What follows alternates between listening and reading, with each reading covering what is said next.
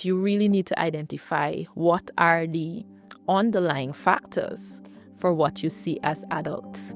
I think it also creates this connection that we really are giving families what they need and in many ways helping with, everyone cares about their children the most. And is there any cost to the families for this? No cost to the family. It is all being taken care of by the government. That's incredible. Hello, and welcome back to The Vitals, the Mount Sinai Health System's groundbreaking roundtable video podcast. I'm your host, Leslie Schlachter, a neurosurgery physician assistant here at the Mount Sinai Hospital. Today, we're talking about a global perspective on child and adolescent health and how one country is transforming care for young people at a national scale. In Guyana, nearly 40% of the population is under the age of 18. Until recently, many children did not have access to routine health checkups beyond early childhood vaccines. But that's changing. The Government of Guyana, with technical expertise from Mount Sinai, has adopted a nationwide school health screening program that's reaching children where they are, in the schools. The program is not only improving individual health outcomes, it's generating data that informs national policy and helps build a modern, high-quality health system of the future. To talk more about this important work, we're joined by Dr. Rachel Vreeman and Dr. Ertenisa Hamilton. Welcome. Okay, so to kick us off, can you just tell me and our listeners, how did Mount Sinai Health System get involved in this project? Well, in Mount Sinai's Global Health Department, we really specialize in health system strengthening. And we had this incredible opportunity where we were invited by the Ministry of Health in Guyana and the Government of Guyana to partner with them in their efforts to grow Guyana's health system across the country on lots of different levels. And so since 2022, we have been a partner in Guyana along those lines. So not only do we at Mount Sinai Health System do this for ourselves, we offer these services to help others as well. We do. In our global partnerships, most often we're partnering with other academic institutions, their public health systems, and then often with their government partner in those systems, the Ministry of Health, or sometimes it's called something like the Ghana Health Service in Ghana. But in Guyana, it's a particularly unique relationship in that we have this long-term consultancy established with the Ministry of Health, and we get to work right next to them in doing this health system strengthening effort. So what were the initial, and maybe it's evolved, what are the objectives, the main objectives of this partnership? The objectives are big ones. Together, we are aiming to transform Guyana's entire national health system. When we look towards 2030, we are committed together that Guyana would have a world-class public health system that serves every single person.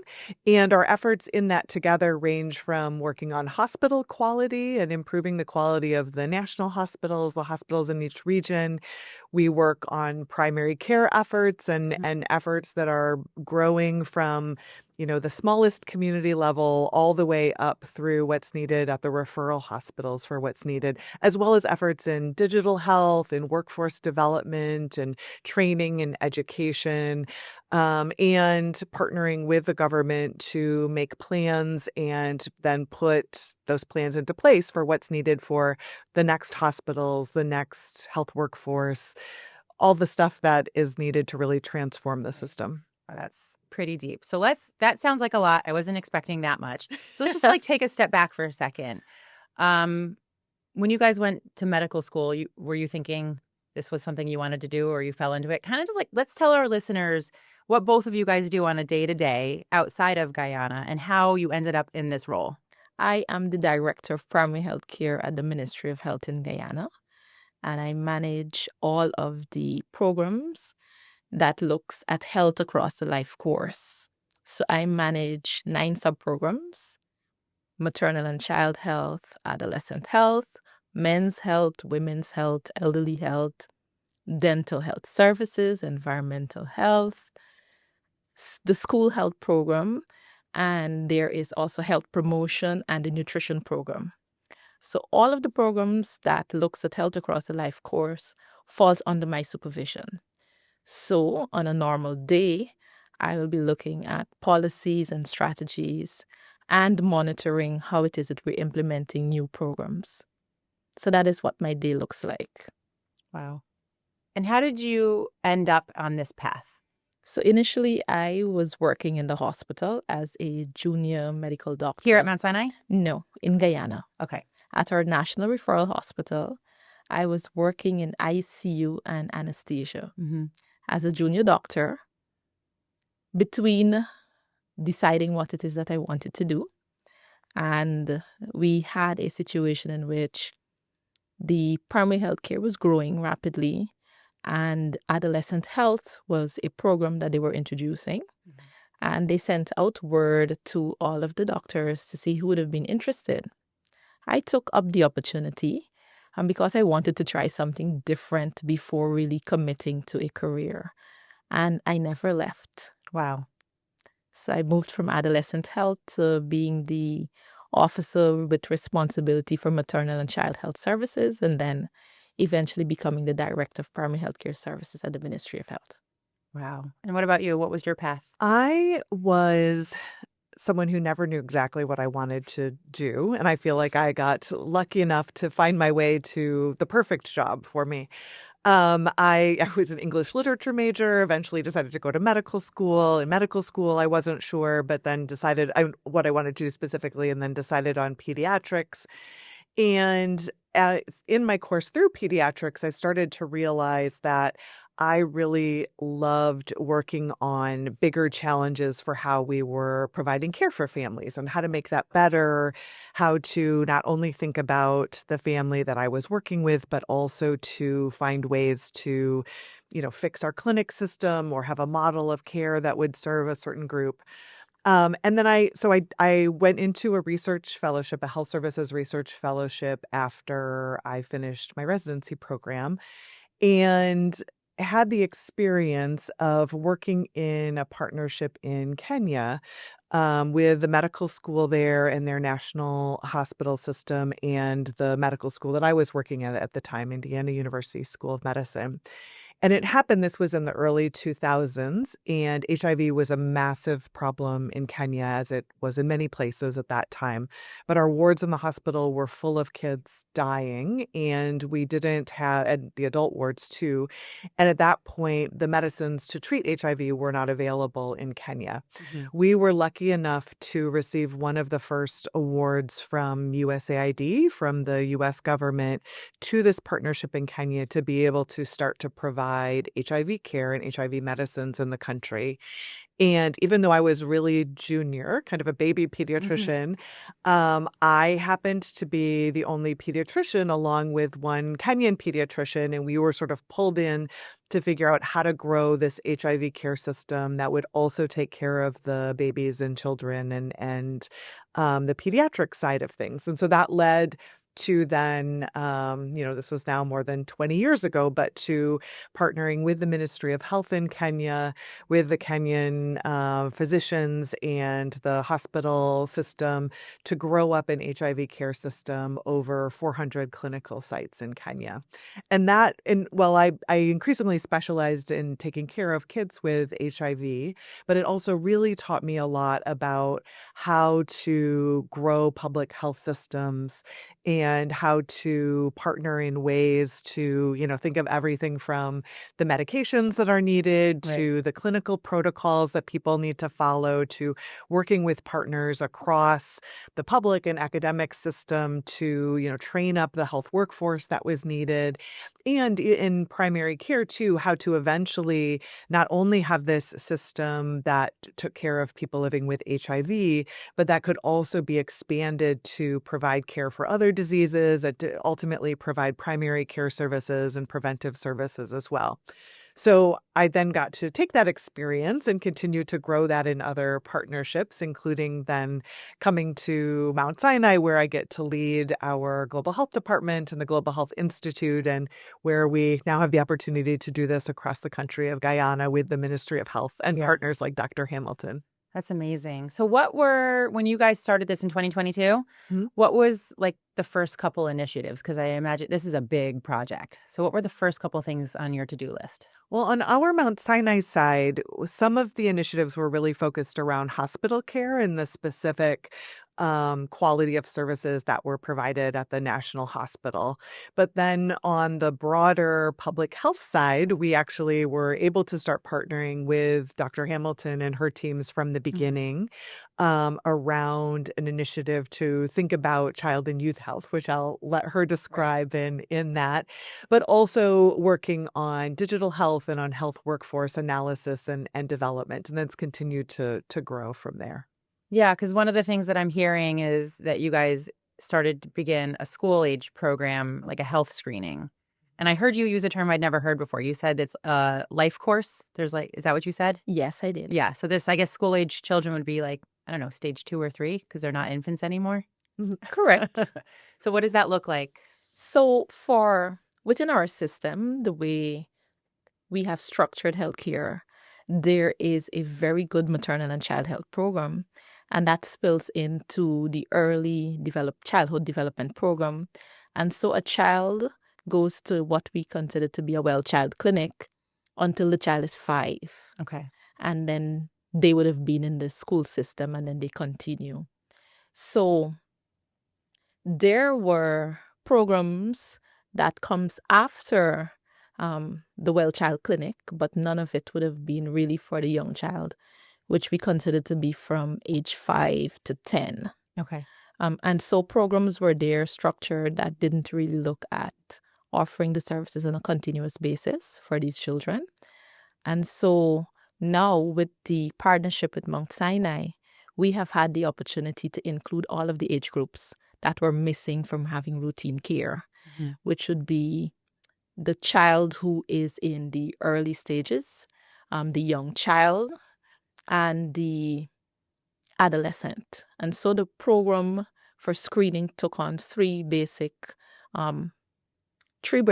target groups. So we have the child who's in nursery or kindergarten, the child who's in primary, and the child who's in secondary.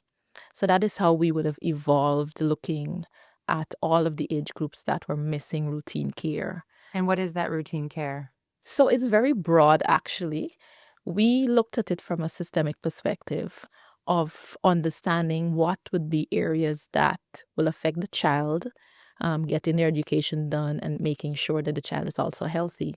So the screening typically begins with a vital signs monitoring, and the child then have a complete physical examination, and that is age appropriate, looking at all of the developmental areas and milestones that have to be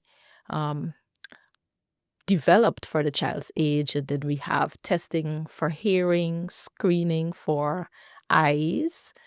We also have a screening that looks at the developmental stages based on the child's age. So for the nursery school child, a lot of what we look at will focus on their speech, it will focus on their cognition and all of the other developmental areas. As the age increases, which is a primary school child, we look at other areas. And for the older primary school child, we also have a mental health screening that is done. And then when we get to secondary, which is mainly the adolescent group, we have all of the above that I mentioned prior, with an addition of the mental health. We have a sexual and reproductive health screening that is done, and there's also substance use screening that is done. So that encompasses all of the areas that are relevant to each child across the life course. As you guys were gearing up to do this, I imagine the need was, these are children who are generally seeing their pediatrician every year. What are some of the findings, the diagnoses, the pathologies that are typically being caught with these screenings? So I think I should explain the way the screening is really designed. Okay. The screening isn't designed at the level of the school to be able to make a diagnosis. What is usually done is that you're able to identify the abnormalities that will exist for the children who will not have the normal screening. And that is our phase 1. That is what we're doing all the time at each school that we go to. And for the children who are identified as having an abnormality, they are then sent to a second level of screening where they will interact with the specialty area. And that is where a diagnosis will be made. And they can be treated at that level, or if there is need for referral because of complexity, then they refer to another specialized area, so that can be solved. So a lot of what we saw coming out would have been a lot of dental issues, a lot of children with challenges with vision. Hearing was not really there because we have a well-established program that already existed under the National Rehabilitation Services. And for the older children, we are seeing a lot of issues with substance use. In one way or the other, a lot of it is not so much based on continuous substance use, but an exposure. Right. And so that is allowing us to be able to recognize that there is early exposure. It does not necessarily mean that they're using substances, but there is exposure. That is what we saw. A lot of persons would have indicated that they have had exposure. How did you guys come upon seeing that like a school-based approach was better than maybe like presenting at a clinic type approach? Well, I think it's Dr. Hamilton is being modest in some ways in describing how innovative what Guyana has put in place really is. In lots of countries, and it was the case in Guyana as well, as she said, there are often these places where babies and really little kids, get their vaccines, get weight checks, have that early follow-up. But then for most countries in the world, there's not really a place that kids and adolescents are typically going to unless they're very sick or they're in a car accident or a teenager gets pregnant or, something dramatic has happened and then they would come. There are not, there are not a lot of pediatricians. They're not generally, and the pediatricians that are present, not only for Guyana, but many, many countries, are mostly working in the hospitals and not, routinely seeing families, seeing kids and young people for checkups or well child visits. So there's not really, a rhythm or pattern of place where kids and adolescents could easily access those kinds of services. But where kids spend their time and most of their days are at school. And so, that it really was a matter of going to where the kids are. And, in some places, the U.S. included and in Guyana and others, you'll see we have school nurses or we have some health options starting to happen at schools. But to really be able to have this kind of comprehensive exam, to really be able to detect who's having problems with their vision, who has dental issues where the pain in their teeth might be really preventing them and keeping them from concentrating in class, where there might be developmental issues that haven't been found yet in a 4 or 5-year-old, or where the adolescent is struggling with mental health challenges before it becomes that crisis that's, too late or really far down the road. That opportunity to find things early, to connect kids and their families with treatment and to do it right where they are in their communities was really what led to the idea to do a school-based program. And, Guyana committed that they would do this for every child, every school-going child in the country, and to make that level of screening and care and the follow-up needed for it accessible is really an incredible thing. That's kind of where I'm going next. So I imagine, here, the United States is bigger than Guyana. But how many schools are we talking about? How many kids at each school? And what does a screening day look like? So I imagine you guys are busy. We are very busy. Our target population of all of the school-going children is above 260,000 children. Yep. And a typical day is quite busy. But even in the busyness, we have scheduled the screening to be within the hours when school is in progress. And there's usually the break for lunch. So the way it is set up is that every region, we have 10 administrative regions across the country. Every region has a team, and the team visits school after school. How big is a team? A team can consist from anywhere to 6 to 12 persons. Okay. And that depends on each region. There are regions that are small, with smaller populations to be seen, and so those teams are small.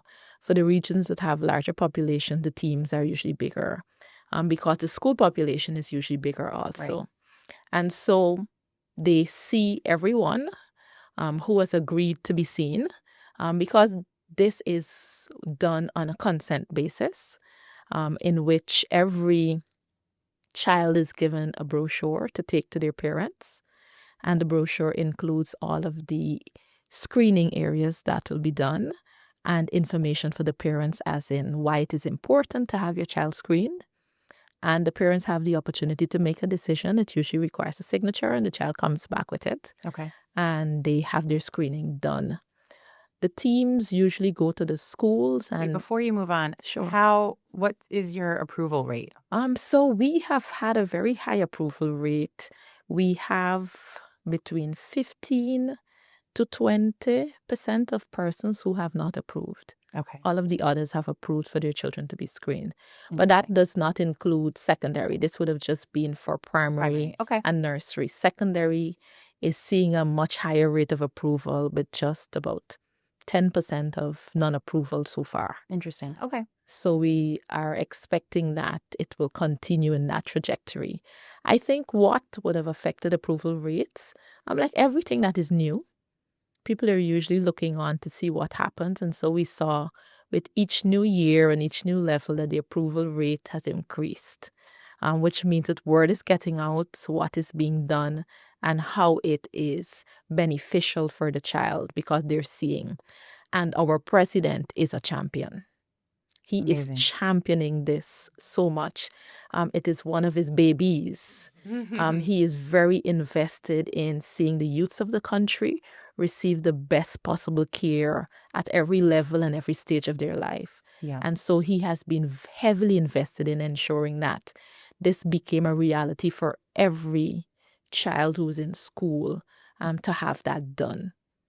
As you're aware, our country is developing rapidly. Right. And this is an opportunity to see how our economy is converting into opportunities for the citizens. Yeah, I read something somewhere that 40% of the population is adolescents. Yes, we have a That's incredible. very large adolescent population. Yes. And so this is an exciting thing for them to be able to access the service just where they go every day for school.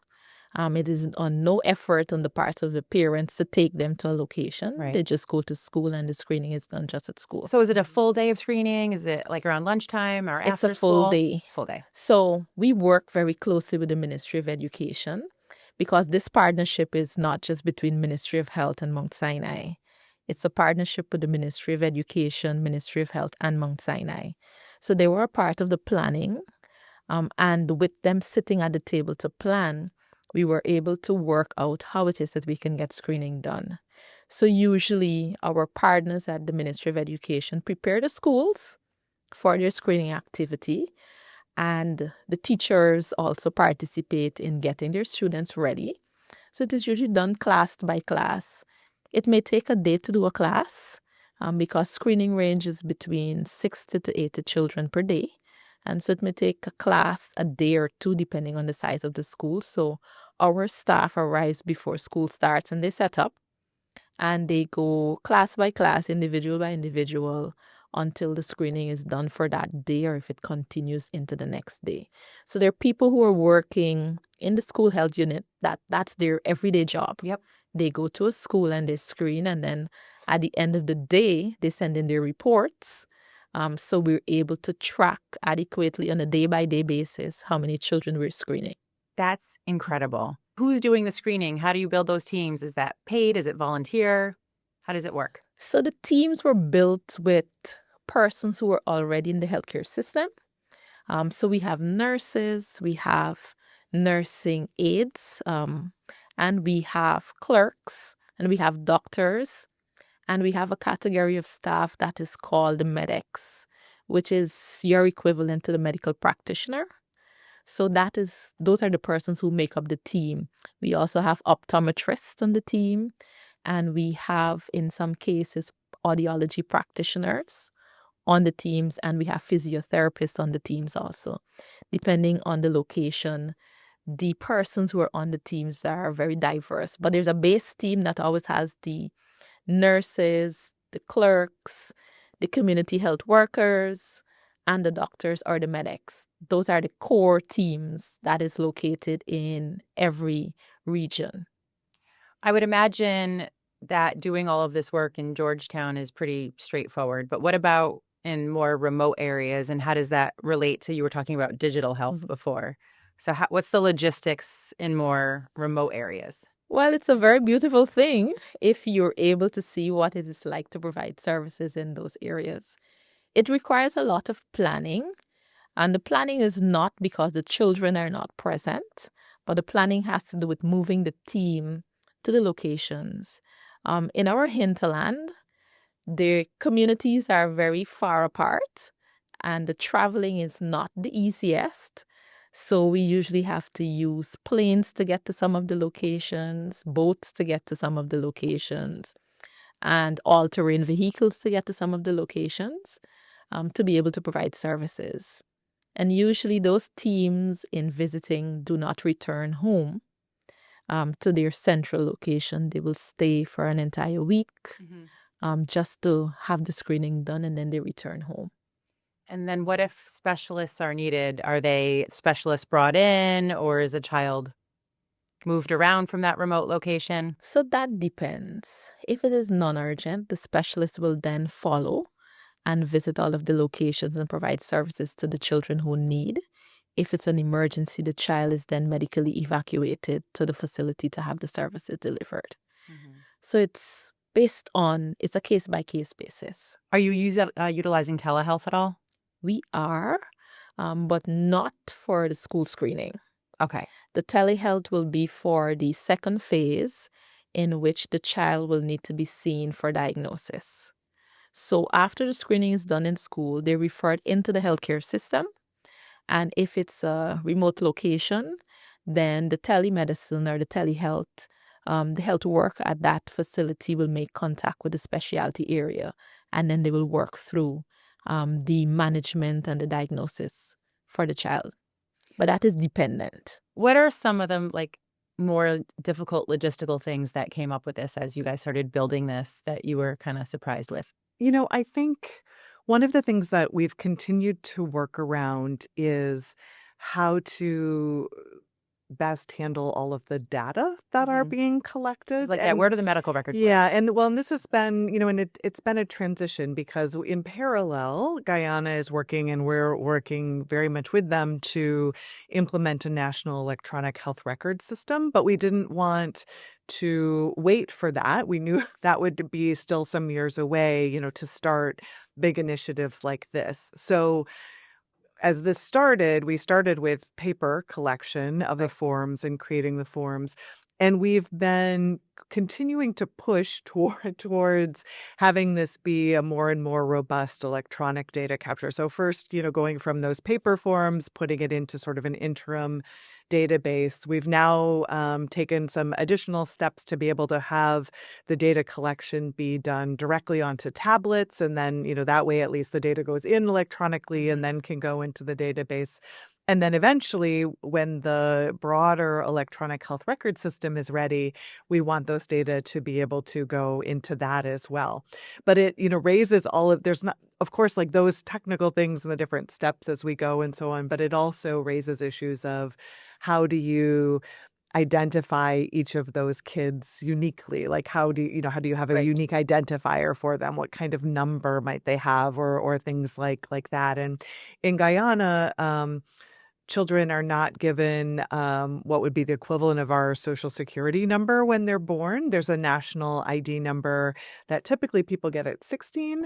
And so figuring out, how to make sure, we have ways that we're appropriately identifying and tracking each individual child. Because in all of this, in the 80,000 plus children that have been screened, Guyana is really creating an incredible database that reflects for the first time the true epidemiology Right. of the younger half of their population. And, and obviously that's not just a research endeavor or something that's going to sit there. They're following up on children, making sure they get that next stage of diagnosis or treatment. They're getting them glasses if they need glasses, getting, dental work done if that's what's needed. And so we really want to continually find ways to strengthen how we're capturing data and using it quickly, efficiently, effectively to follow up for children as well with that. You said 80,000 kids so far have been screened.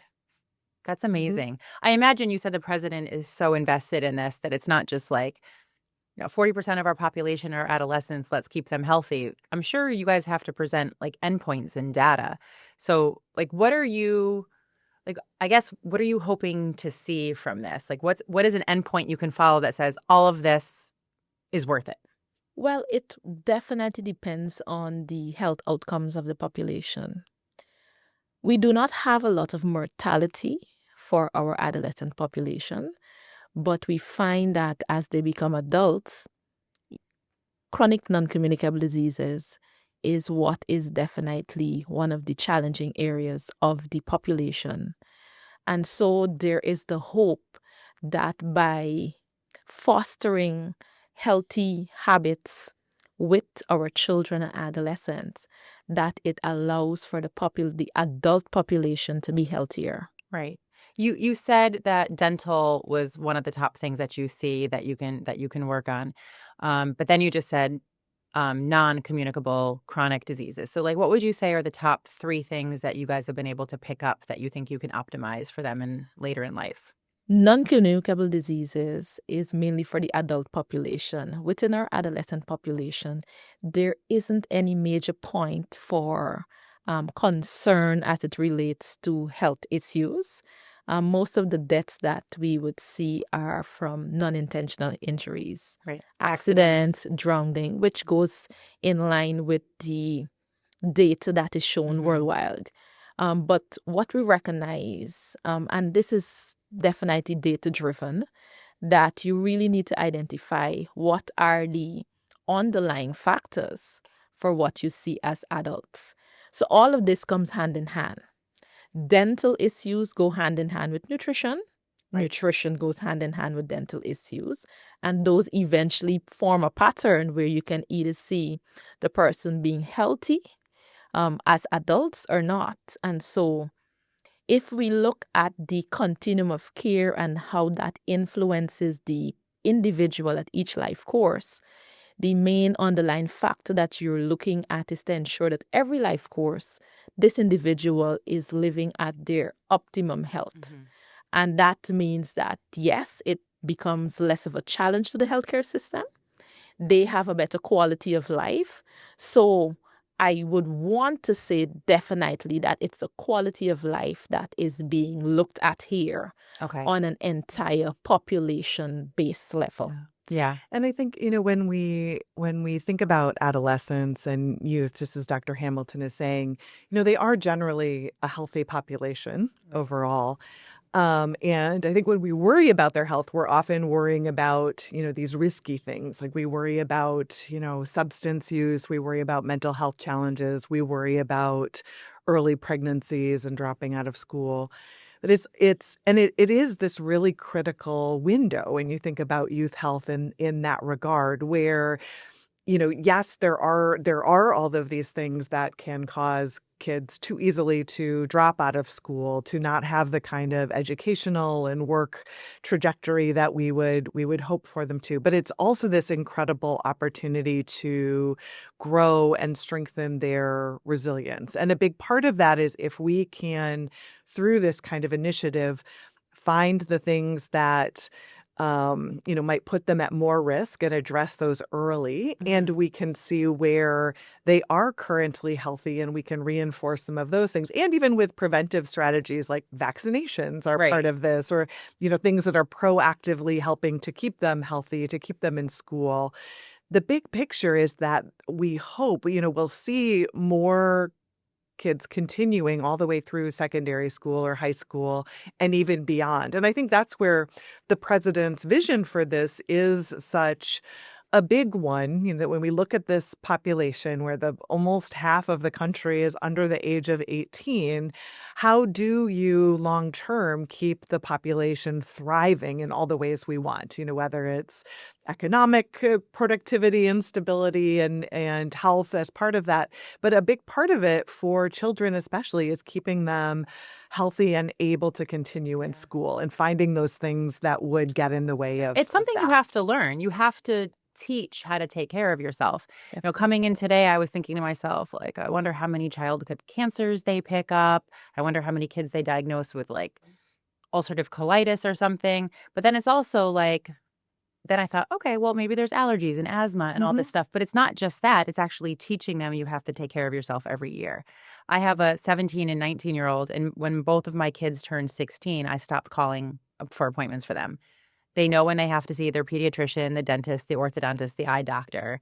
They have numbers in their phone. I don't call anymore. They have to make their own appointments. They have to do it themselves. And I think that's important. And they know how often they have to do everything. And so I think just learning that is a really big deal because they're going to go into their 20s and 30s in their next life courses. Absolutely. Correct. Can you share, both of you guys, can you guys share kind of maybe like either a really incredible story, kind of like heartwarming or a big save, something that you're like, wow, I am so glad we do this? Well, it has to do with the screening because I started out my career in public health as the focal point for adolescent health for the country. And looking back at what we are doing now to where we started, this is a huge step. It's a huge step to be able to see every child, to offer them services once a year. That is a huge step because they're children who would have gone through their entire primary school or their secondary school and probably just have one or two encounters that would have been initiated by their parents. But now there's this opportunity where you know that it's guaranteed, that it's coming, and if there's anything that is wrong with the child, that there's the opportunity for them to be diagnosed early and to be placed in treatment. And that is heartwarming. Yeah. I get to see myself contributing not to just one person, but to my entire country. And I cannot explain how overwhelming it is sometimes with the joy you get to contribute to your country. I am a patriot at heart. I love my country, and getting to do this every day counts in a very big way for me. Wow. What about you? I mean, in many ways, this has been such a privilege to walk alongside the Ministry of Health in this endeavor. I love, as a pediatrician, taking care of individual children and getting to see that kind of contact. But as Dr. Hamilton was saying, even though in many ways we've been at the screenings and things, but I'm, a step removed from it in a certain way. But every single time we get one of the reports coming, each week or each month, and we see these numbers accumulating, it's just so incredible to think that those are children who maybe never had a stethoscope on their heart before, who maybe we didn't ever, know before that this child was struggling with mental health issues, which is something we're seeing a lot, especially among the older children as well. Like just these things that otherwise families and children and their teachers too, are struggling with and wrestling with in their own ways, and to suddenly be able to open up some of this and then let them have access to people who can help or to resources that are there. And while, of course, we're also still working to grow those resources, it's really amazing to start to see that unlocked. It's also been a real privilege to see how the impact of the school screening connects families in a much broader way into both the health system and into the work we're doing. I was at a clinic in one of the, or it was actually a polyclinic, they call it, like a larger clinic, almost like a small hospital in one of the regions where we were waiting to see someone, and I think was introduced that I was from Mount Sinai, and a woman who was waiting there was saying, "Oh, my granddaughter, was seen in the school," and she was just so positive that they'd had that interaction and knew that it was something that the Ministry of Health and Mount Sinai had done and had brought that in this different way. I think it also creates this connection that we really are giving families what they need and in many ways helping with, everyone cares about their children the most. And is there any cost to the families for this? No cost to the family. It is all being taken care of by the government. That's incredible. Yes. And I mean, the government's commitment to that universal health access, not only is access is incredible, but if they need glasses, the child gets glasses. If they do, so even the specialty things, whatever, everything is all free. It is all free, no cost. Oh, we can learn something from this. It's a government that really, really prioritizes the health of their people. Yeah. A couple of things that I was also thinking about. What about, I don't know what the term is used, but like you're at an age group where girls, is it called period poverty? I don't know what the word is, but do you guys help with that at all? Do you give any supplies? Do you teach about how to manage your period? Our First Lady, just like her husband, is very invested in the health of the youths in Guyana. And so the First Lady has started a program that she works with the Ministry of Health and the Ministry of Health Education in looking at period poverty. So we have a menstrual hygiene program in which the girls receive supplies on a yearly basis, but not just supplies. There's education that goes into it on how to take care of your body and how to be able to take care of your needs during your menstrual cycle. So this is a countrywide program for girls who are in school. Looking at period poverty. And outside of the healthcare system, the First Lady also does work with communities and looks at period poverty. And I know you guys were talking about pregnancy before, but what about birth control? So that is a topic that is still being reviewed. We're still working on it. It is available, but a lot of work still has to go into the education of the adult population or the parents. Right. We're still a country that is very taboo on some conversations. Sex is still a little bit taboo in Guyana.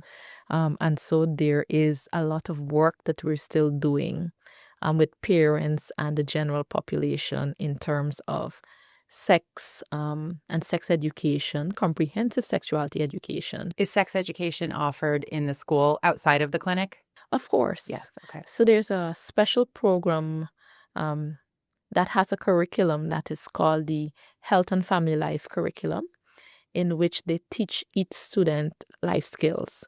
And part of the life skill education is sexual education.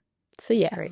Yeah. Yes. And it does, in the school screening program, they have also worked to really supplement and reinforce some of those health education topics, age appropriate, really thinking about things like nutrition and some of the building blocks for the younger kids, and especially with the older kids and the adolescents starting to have materials and talk through, puberty and normal development and some of those basics. So really reinforcing what's already happening in the curriculum or what might be there, but again, emphasizing it. And I think it's such a great touch point when you're having the health screening. It's, of course, a great time. Everyone's thinking about your health and your body and what's normal and what's not normal. And it's such an important time to reinforce those healthy choices or appropriate, accurate information that you might need and so on. Yeah. So they're taking good advantage of that during the screening programs as well. And then you had said that maybe not in the primary school age, but in older age groups, that mental health was an issue. Like here in the United States, I know like our kids like my kids go to school. I have one in college and one in high school, but like kids are getting cell phones, iPads, all this stuff at a very young age. And I absolutely like the addiction to phone and how that affects them. That's real. What's happening there? Like, are the kids using these tablets and electronics? Like, what would you say? Yeah. So what does this look like in that location? It looks the same in every part of the world, including Guyana. They would spend a lot of time using their phones, and that seems to be the main mode of communication with their friends, with their parents sometimes. Yeah. And so we are actively working to look at how we address this. There is a conversation that would have been started at the Ministry of Education to really look at this. And so it is now in the stages of development where we're looking at how it is that we can actually look at the addiction with the phones and the smart devices and how to address it in a way that it benefits the child. Right. We recognize that our circumstances are different, and so motivations for different things are different, but it's something that we're considering. Yeah. I mean, I guess everybody has that problem. Yeah. I mean, it's the anxiety and the stress that comes with social media and being on your phone. Yeah. And we start screening for mental health challenges in the children at age 10.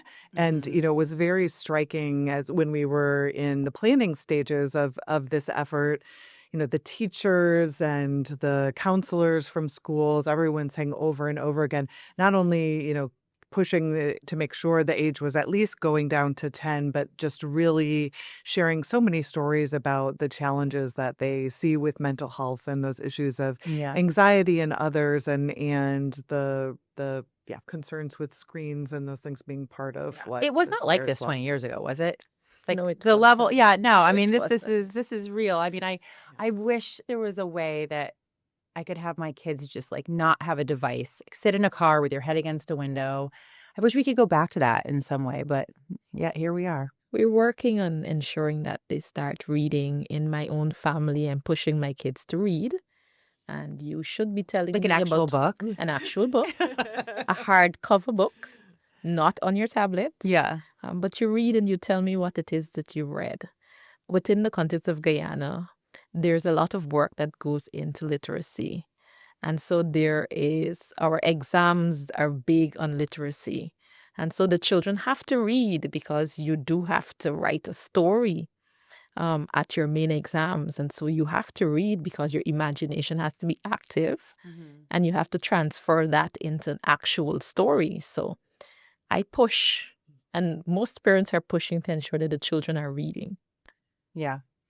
That's a tough one. It's tough everywhere. My daughter would kill me for saying this, but she loves to read. And then she forgets that she loves to read. Whenever we go on vacation, she consumes like 2 or 3 books. But then when regular in life, she just can't get off her phone. And on vacation, she's like, I love to read. I was like, you can do this anytime. You don't have to do it just on vacation. Yeah.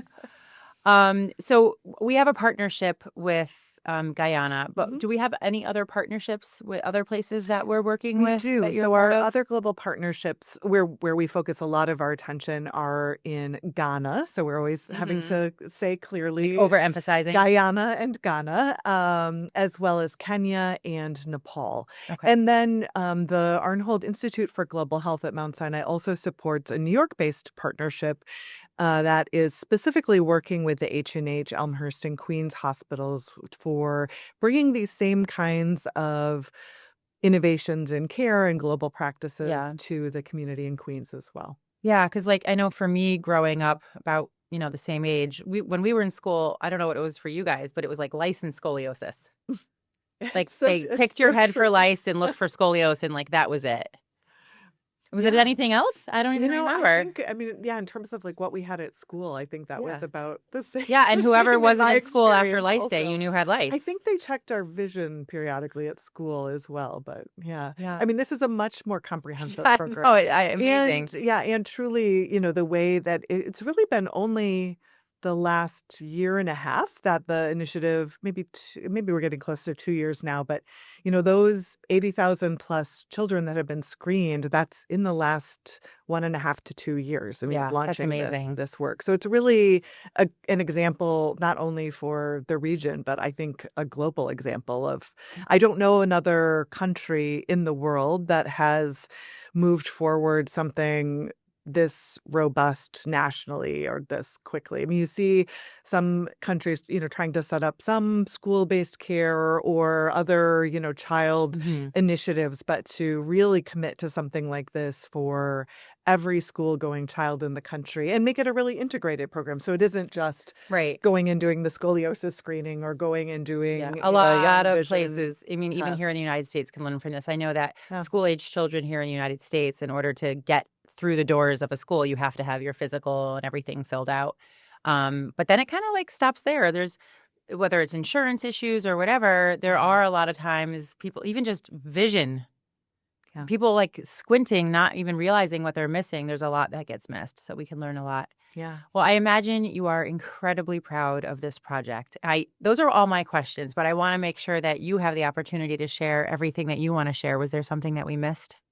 Well, first of all, I do want to say thank you to the Mount Sinai team for really working with us to get this started and the continuous support in ensuring that we are working towards making this very sustainable and looking at all of the areas that we do have to have incorporated in a school program. Because we recognize that the system now has to adapt to what we're doing at the level of the schools, and work has started on ensuring that the system is able to manage everything that we've started and that we're identifying in the school screening. So this has evolved into something much larger than where it started. And I anticipate that it is going to just grow and get bigger.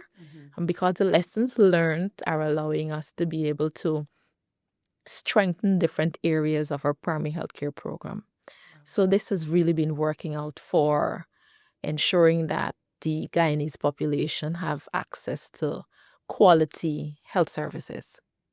Amazing. What about you? Anything else you want to add? Yeah, I didn't ask. I think one of the things that strikes me is that Dr. Hamilton and the Guyana Ministry of Health team, they have not been content just to, even let this be as this big school screening program, but really thinking about where those other services are needed. For example, our teams I know have been engaged in training around mental health supports for counselors and teachers, as well as working with other healthcare professionals. They've been thinking about how to offer other places where the adolescents who have needs or health issues identified can receive those services. So not only having the school-based efforts, but then setting up more robust centers for adolescent health, having ways that even regular health centers or posts might be more accessible to youth to be able to come there if they need to. Training up champions for the country who would be focused around youth health. On the younger end of the spectrum, they've launched work to train teams to better diagnose autism and then provide related developmental disorders, and then start to be able to provide the kinds of therapies and services that we know are so critical to get early on, especially with developmental challenges in those ways. So, it's not only about, getting every child screened and getting all of these numbers, but then really continuing to work on providing the services that go along with that are needed. Yeah, I mean, we're really lucky here at Mount Sinai that we have all of our departments and institutes that you guys could kind of reach into for help when needed. That's great. Yes, and that's exactly what we do. When they identify something they need, then we go out and try to find the right experts at Mount Sinai to help. And even today, thinking for unique care models, like actually our CARES program, in terms of what it looks like to provide really holistic substance use counseling and support and services for youth here, and then figuring out what we can take from models here, as well as from the data and evidence around the world and then put those best practices into place in a way that works for Guyana. Yeah, you're going to end up having to travel the world teaching everyone else how to do this. She is. It's true. New All York over is her the first place. stop for right Yeah. now. What's great about this podcast is not only do we have a lot of patients listening, people that maybe are afraid of coming to see a provider, but we also have a lot of providers. Are you guys kind of like past the point of needing volunteers, or what if there's people that are like, I want to get involved with this? This sounds amazing. Do you guys accept volunteers? We do. We really coordinate that through the Arnhold Institute for Global Health at Mount Sinai in terms of where we have gaps or places where we need expertise. This really is an initiative run by Guyana and the Ministry of Health. So it's not so much volunteers to, staff school screening programs. They have their teams and their unit, but we are always drawing on the expertise of people from across Mount Sinai and with different talents and often, Or we even can other figure that out. projects. Yeah, and with other projects as well. Okay. So people are always welcome to reach So out really, to us. your program is already built with its champions and running full force. Yes, it is adequately integrated into the services that we're providing. I'm certain that everyone listening, most people listening to this will be like, that's amazing. I'm so proud. But then there's going to be people that are like, why are you doing all this work to help out people in Guyana when there's people here in the United States, New York, like right here in Harlem across the street that need our help? So like, why is this helpful to us, Mount Sinai, and the people in the United States and New York? Well, there are a few different ways I could answer that. Lots of reasons to think of. First, of course, and foremost, of course, Mount Sinai is doing a huge amount of work here in New York and supporting people here. But even more importantly, we learn how to take better care of people here in New York from the kind of work that we're doing. These are lessons learned for all of us, and it is part of how we use our health systems expertise to get better and better. So figuring out what works here, what works in Guyana, what works in Kenya, that only helps all of us. It creates more access to health everywhere. And we would love to see both access to health and quality of healthcare improve for every person in the U.S. and every person in Guyana.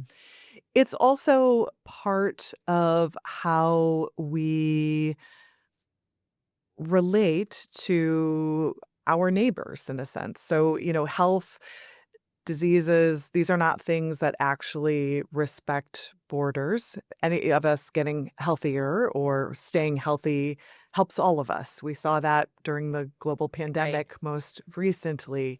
But even beyond that. Actually, to take that a step further, I remember because I work like in an ICU, my patients are in a neurocritical care unit, and we were actually one of the first COVID units.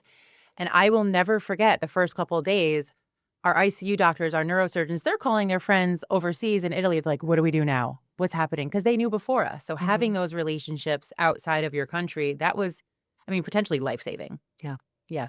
And, also working in health strengthening, healthcare improvement, improving healthcare in other places, it is part of how we build relationships. It's actually, when we are working in Guyana or in Kenya or in Nepal, that presents a very different picture of the U.S. than you might get from reading the newspapers or seeing other things happening in the world. And it is part of how we build allies, friends, not just one-on-one friends, but also how our country, how our health systems, how our partners create more partners and allies Goodwill around the world. Yes, this is feel-good stuff. Agreed. And and it is also people's lives. Yeah. It's every parent,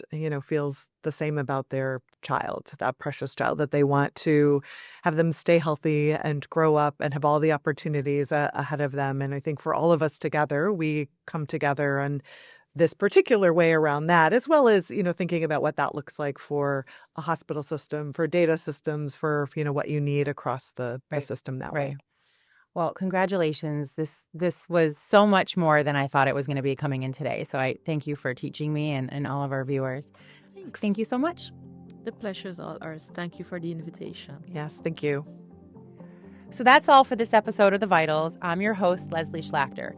To learn more about Mount Sinai's work in Guyana and elsewhere abroad, scan the QR code on the screen or click the link in the description below.